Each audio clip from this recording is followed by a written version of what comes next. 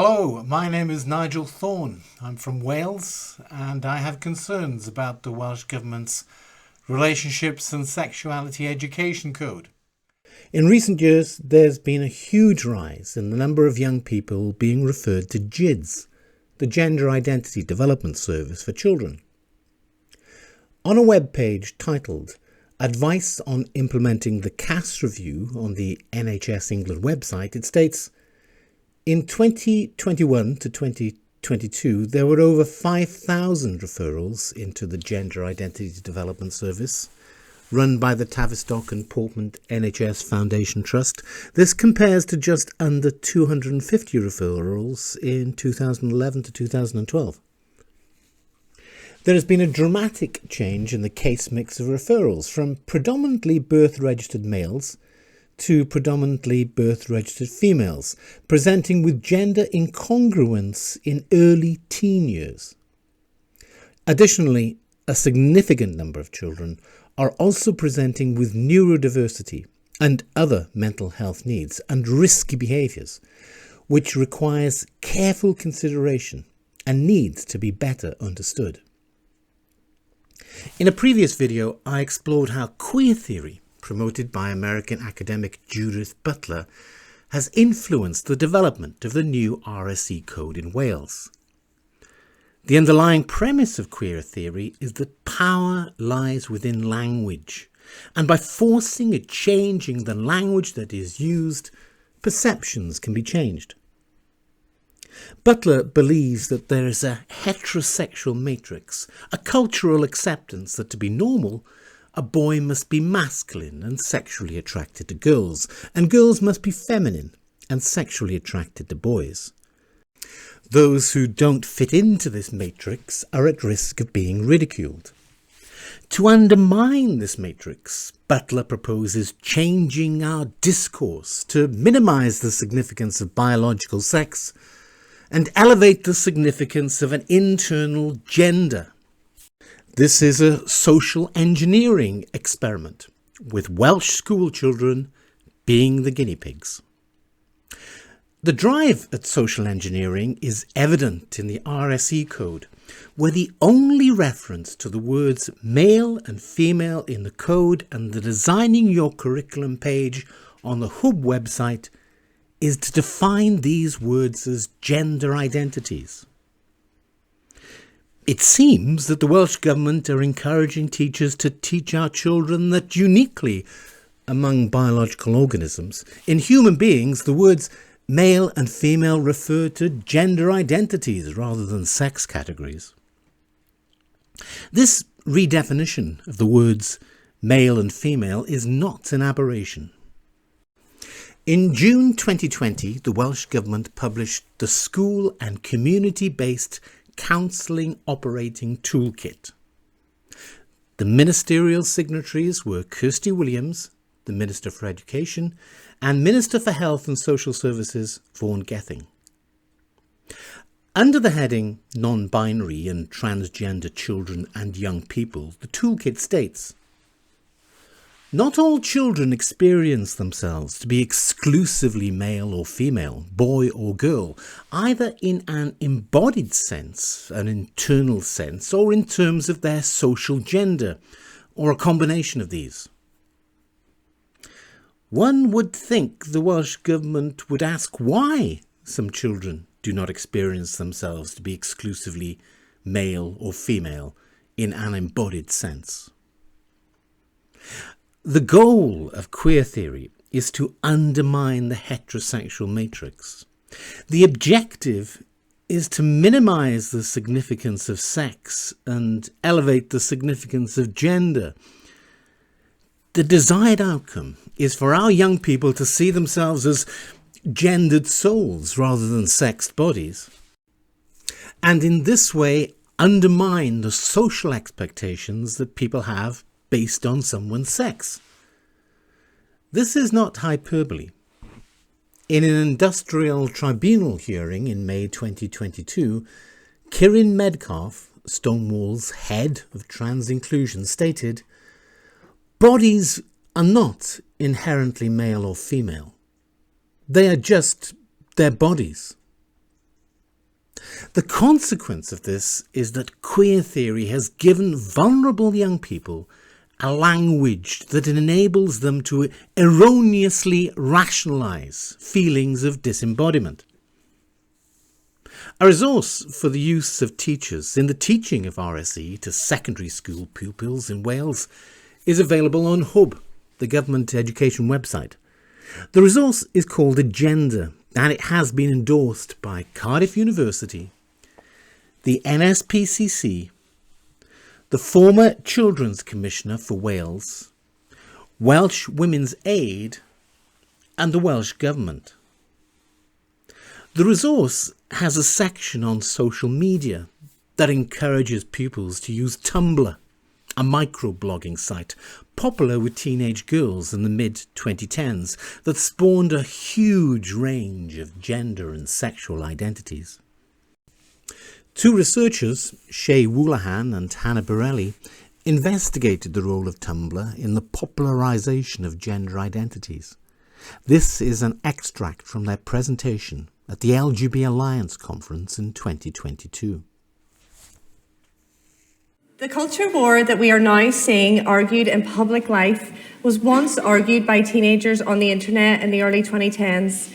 I am joined today by my friend Hannah, and we will explore how young people today seek identity online, how they create online subcultures, and how the ideas proposed in these subcultures shape wider societies. Many of us are guilty of brushing off social media discourse as the ranting and ravings of blue-haired teenagers that don't have much of an impact on the real world. However, over the course of only a few years, what was being written online by lonely, isolated teenagers became commonly held beliefs in the education system, in corporate HR departments, and in the charitable sector. An example of this, in 2018, a YouTuber by the name of Riley J. Dennis posted a video where he compared homosexuality to racism and ableism. At the time, he received backlash for these ideas, but only a few years later, and CEOs of major LGBT charities are saying the same ideas. Mass consumption of online hardcore pornography, low economic prospects, and teenage angst created the conditions that cause young people to identify with internet subcultures. How queer theory grew through academia is only one part of the story. The other part of the story is how young people on the internet took these ideas and built them into what many of us would consider gender identity ideology today. One of the first social media platforms that became a hub of ideas was Tumblr. Tumblr was founded in 2007, and it is a microblogging platform that was originally used by creatives to share creative content such as photography, writing, and visual arts. Tumblr quickly became very popular among teenage girls. It appealed to them through its emphasis on fan culture and art and alternative style. When Instagram and Facebook and other social media platforms were promoting this very rigid kind of femininity and high beauty standards, Tumblr became a safe space for teenage girls to express themselves, very importantly, anonymously outside of this rigid mold. As many young men became increasingly interested in right-wing politics, young women and girls were exploring gender identity, intersectionality, disability, gender fluidity on platforms such as Tumblr. Angela Nagle, in her book Kill All Normies, which was a history of the internet from this era, wrote that 4chan and Tumblr were like perverse reverse mirror images of each other. They fed off of each other. And Tumblr users were not concerned with economic inequality or trade unionism or class, like what they would call the quote-unquote old left.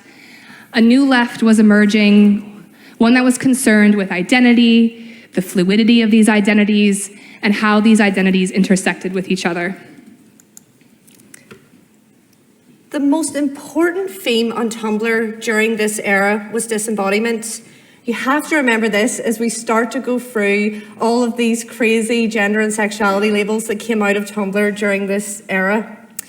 Teenage girls are prone to disembodiment as they start to go through puberty, and they experience things like sexualization and catcalling for the first time, and the body becomes a site of a lot of anxiety for teenage girls. The political ideology that they developed on Tumblr was therefore defined by a separation from the sex body and an intense amount of anxiety around sex and sexuality. So Tumblr identity politics emphasized emotional fragility, and any challenge to these micro-identities, no matter how honest or sincere, was met with outrage. This was also the time that trigger warnings and safe spaces became very popular in universities. You might remember phrases like check your privilege and do better. It all came out of this time. And now many people might be thinking that these ideas aren't new. They're from academia, particularly gender studies departments, and you'd be right. But these ideas were made real in concrete on Tumblr. Teenage girls are not particularly good at nuance or philosophy or anything else because they're kids. So the complex theories laid out in Butler became really crude and simplified. Performing a gender meant literally being that gender in every sense, regardless of biological sex, sexuality, perception, appearance, anything else. Butler's theories may have remained popular in postmodernist departments of universities, but the reason why gender identity ideology is so popular today and embedded in the third sector is because teenagers took their ideas and ran with them. Activists have certainly ran with the ideas.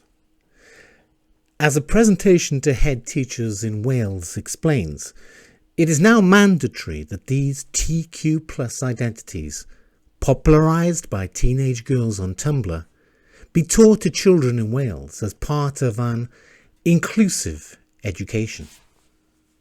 Another really important consideration in terms of the approach for RSE within schools is about inclusivity and pluralism. So it's a really key within the code and the guidance about the approach that schools should take when they're delivering RSE content.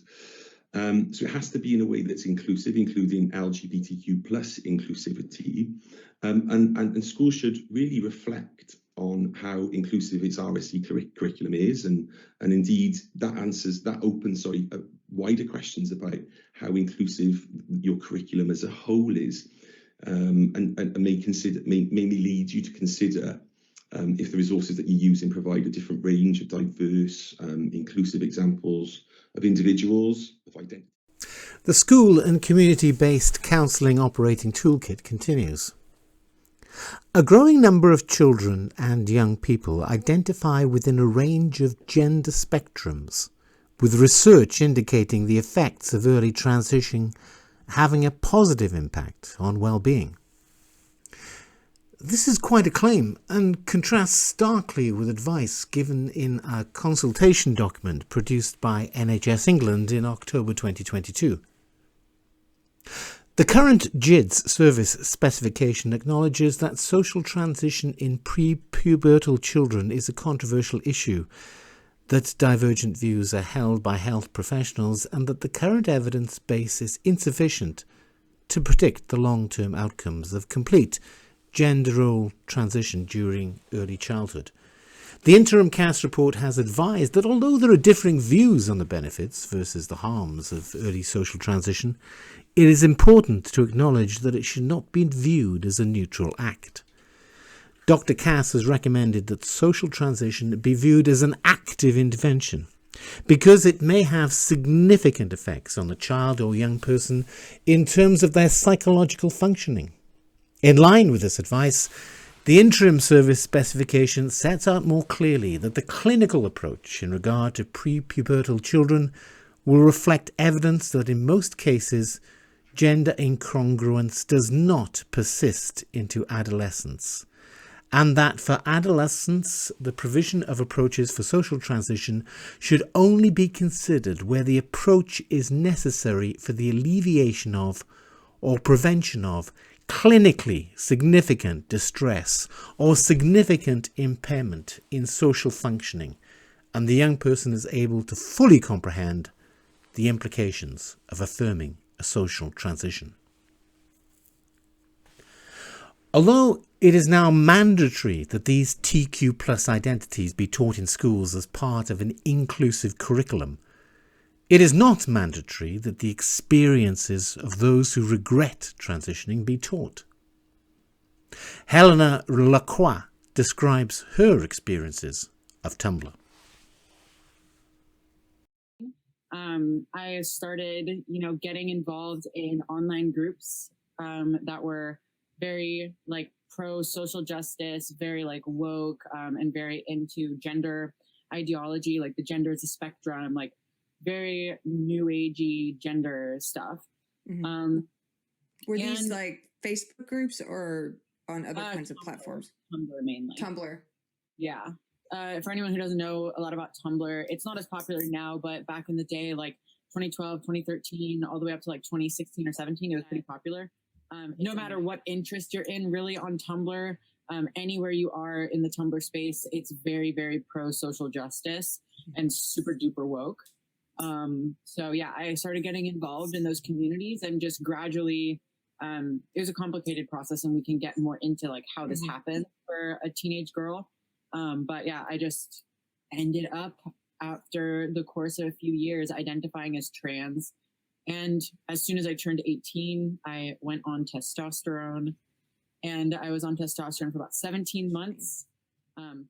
So when I first decided that I would come out as trans, it was a gradual process. So I didn't just come out one day and say I'm a boy. I started with I'm a demigirl. My pronouns are they, them, that kind of thing. Mm-hmm. And then I just progressively got more and more towards wanting to be a boy.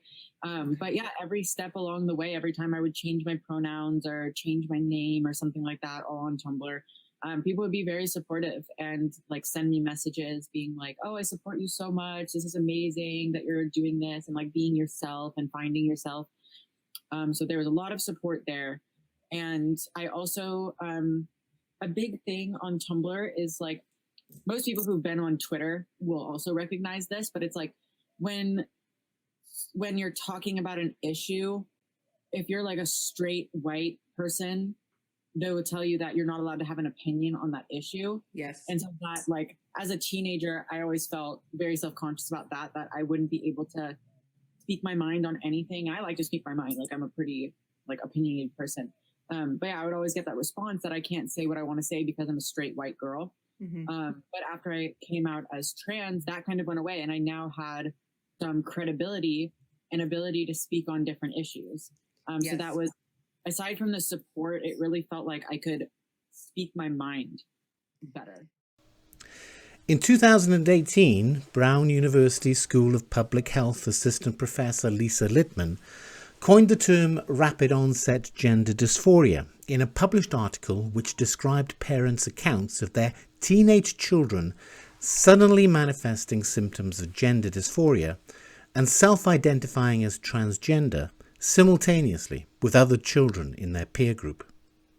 The article stated, "In online forums, parents have reported that their children seem to experience a sudden or rapid onset of gender dysphoria, appearing for the first time during puberty or even after its completion. Parents describe that the onset of gender dysphoria seemed to occur in the context of belonging to a peer group where one, multiple, or even all of the friends have become gender dysphoric and transgender identified during the same time frame. Parents also report that their children exhibited an increase in social media, internet use prior to disclosure of a transgender identity.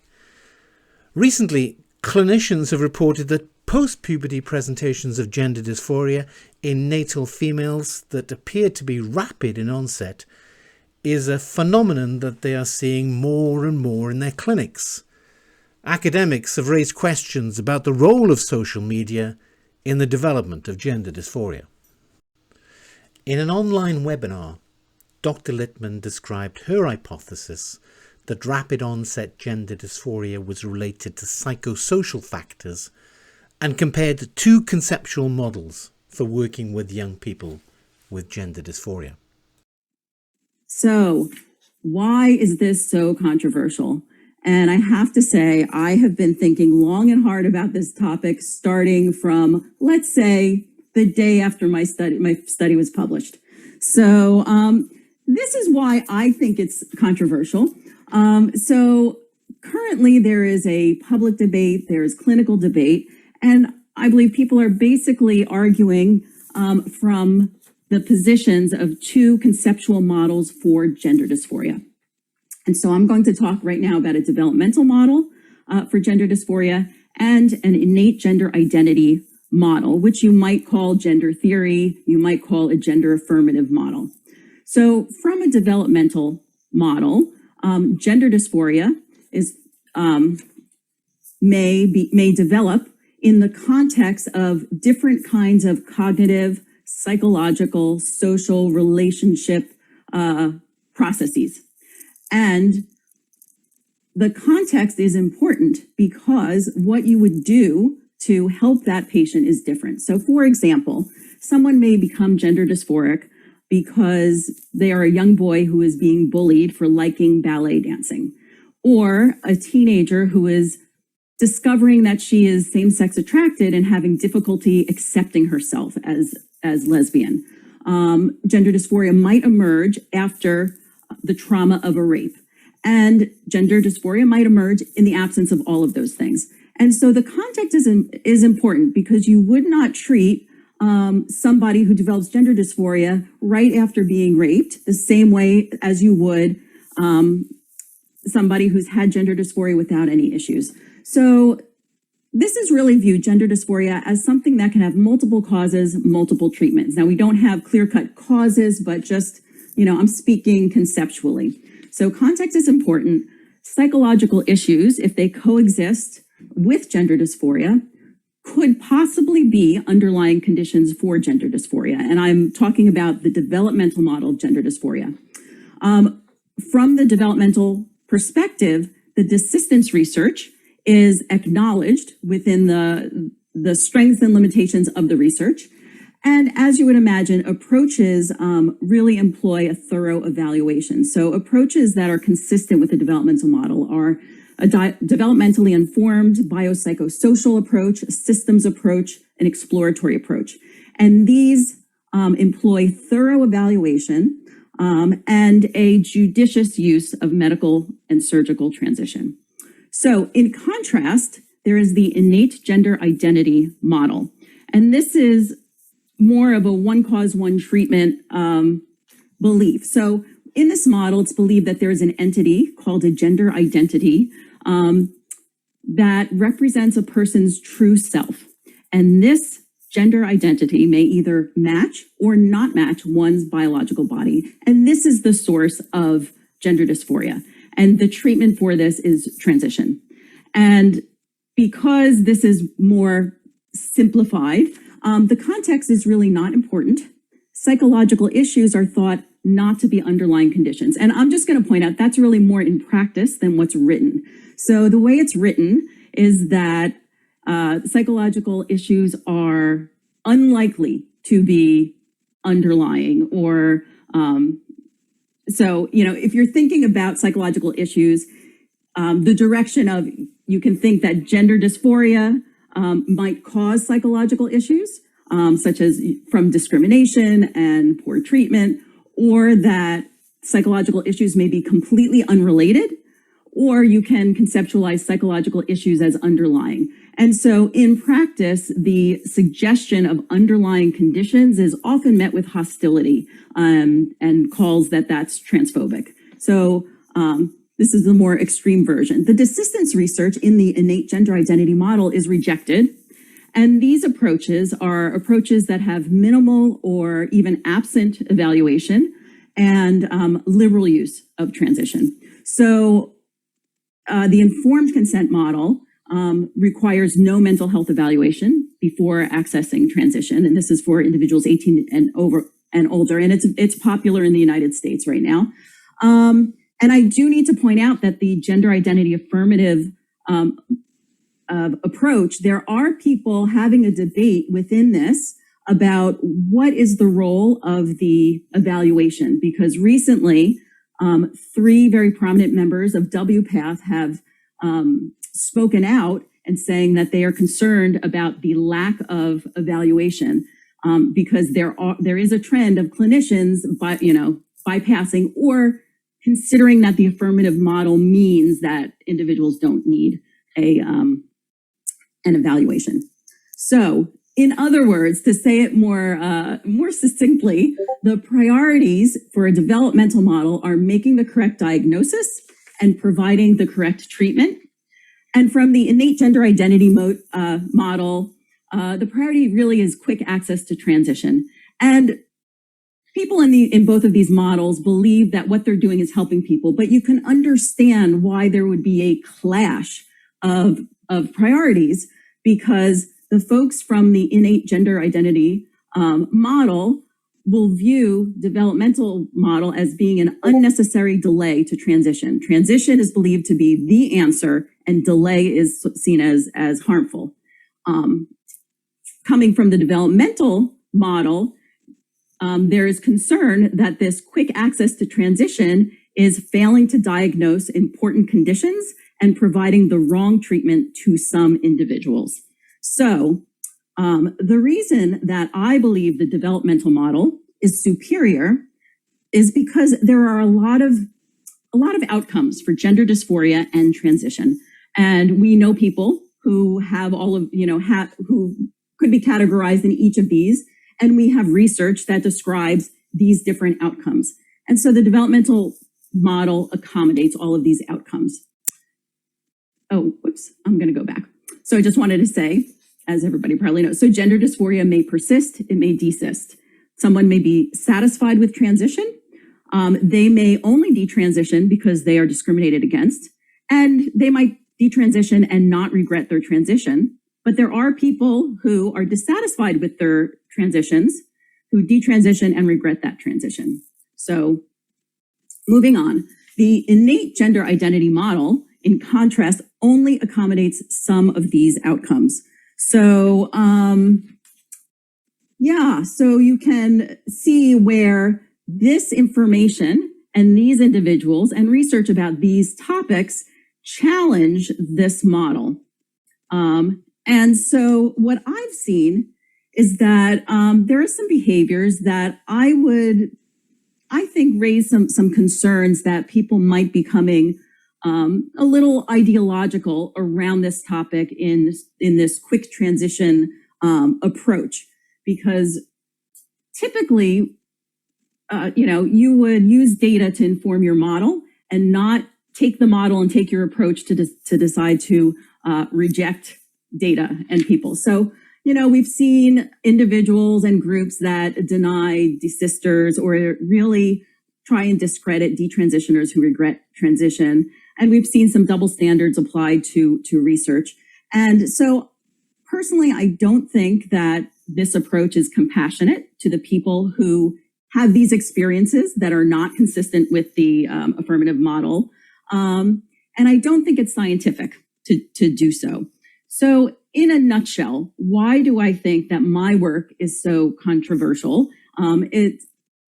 After thinking long and hard, I think it's because my research it challenges the model and the approach to quick transition.